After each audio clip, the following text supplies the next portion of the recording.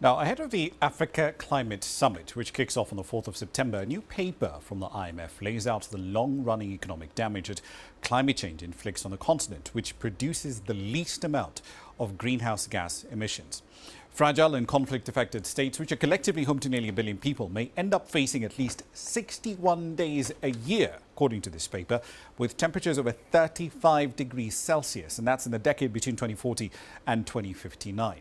Now, that in turn will have devastating impacts on the productivity of the agricultural sector, which is a key provider of both jobs and food at the moment. As a result, an extra 15 million people could be pushed into hunger by 2060. Now, starting on the 1st of September, African countries are meeting in the Kenyan capital to develop their policy positions ahead of the COP28 Global Climate Summit in the United Arab Emirates. Let's find out exactly what we can expect from the 11th Climate Change and Development Conference with James Murombedzi. He's the head of climate change policy at the United Nations Economic Commission for Africa and is joining us on the program at the moment. Thank you very much for your time this evening, sir. So the Climate Change and Development Africa Conference, it happens every year. This time it's coming just ahead of the Africa Climate Summit. What policy positions is UNECA looking to get out of this event? Thank you for having me on your program. Good evening. The 11th Climate Change and Development in Africa Conference is actually being convened as a technical pre-event of the Africa Climate Summit, which starts on the 4th of September. And the objective of this technical meeting is to actually produce scientific evidence-based support for Africa's negotiating positions at the COP28, but also to support the Nairobi Declaration, which is going to be the main outcome of the Africa Climate Summit. So agriculture, of course, is a key source of income and employment across many economies on the continent, in the east, in the west, in the south.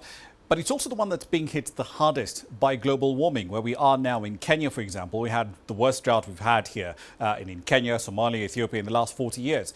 So assuming we stay on the current path, right, nothing changes, can you give us a sense of how agricultural output and employment will be affected? Indeed, yes, agriculture is one of the hardest hit sectors already because of the climate sensitivity of agriculture production systems on the continent.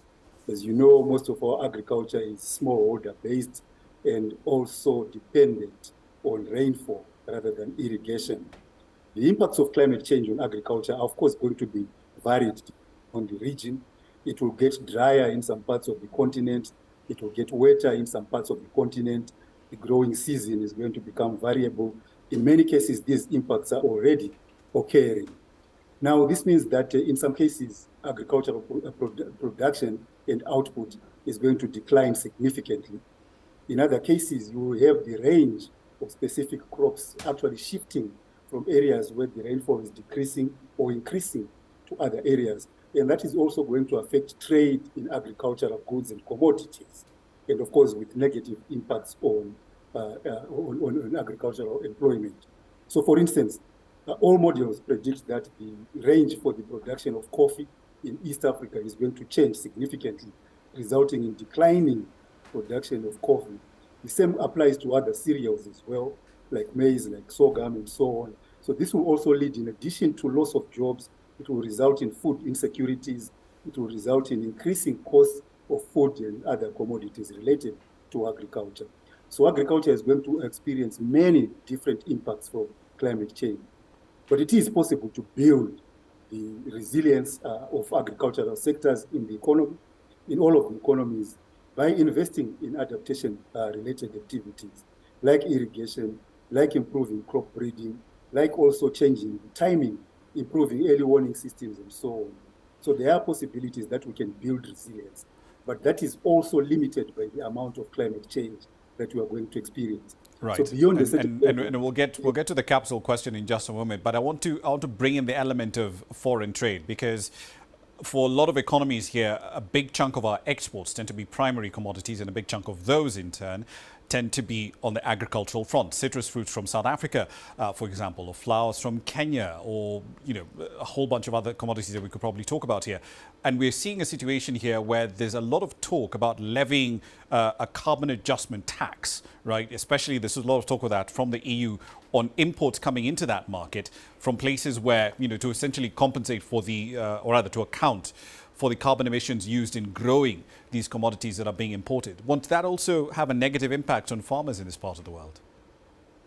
Well, it is possible that carbon border adjustments will have significant impact on all types of commodities. The purpose of carbon border adjustments is actually to ensure that there is no leakage of emissions or that there is no importation of emissions into those countries that are adjusting their border mechanisms.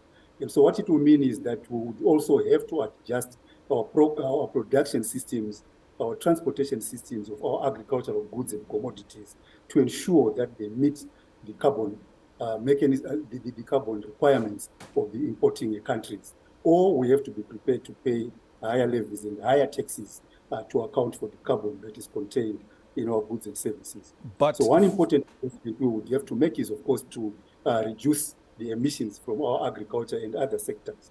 But farmers here could turn around and say, but hang on, we are in a continent that is responsible for the least amount of greenhouse gas emissions anywhere in the world. We didn't scorch the planet. Western economies did.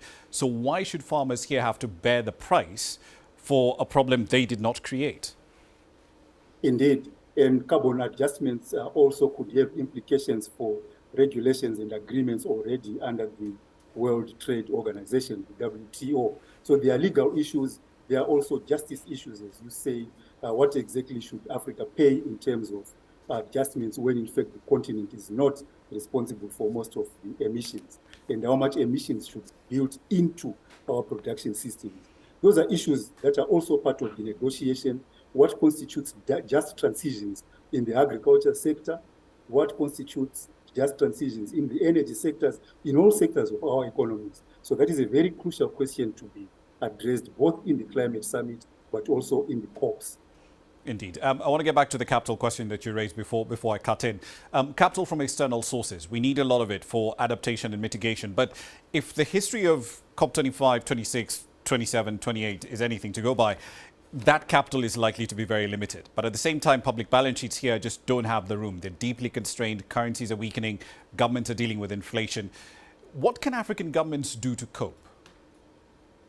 Indeed, yes. The current investment in adaptation, in resilience building and mitigation is very low from public resources. So what African governments are already doing is investing a significant portion of their own budgets into promoting adaptation, into building resilience, and so on. But Africa is also innovating. We are developing new innovative financial mechanisms, such as, for instance, green and blue bonds, which seek to actually reduce the cost of the current debt that the continent faces.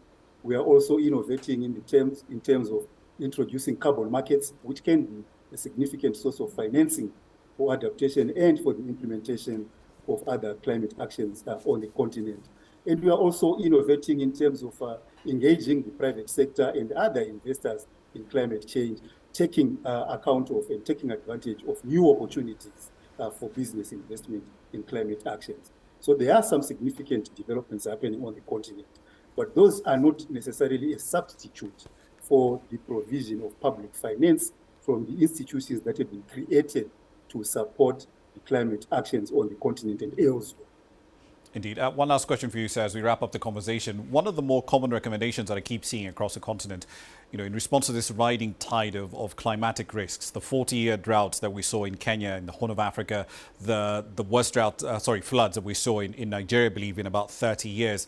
All of that happened last year.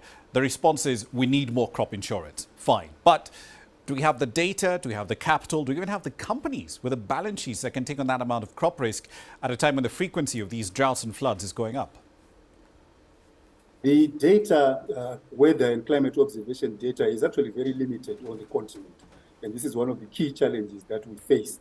The response to that, of course, is to invest more in physical observation systems, in analytical capacities, and also in linking the data into policy making. In other words, to improve early warning systems and to ensure that we build resilience.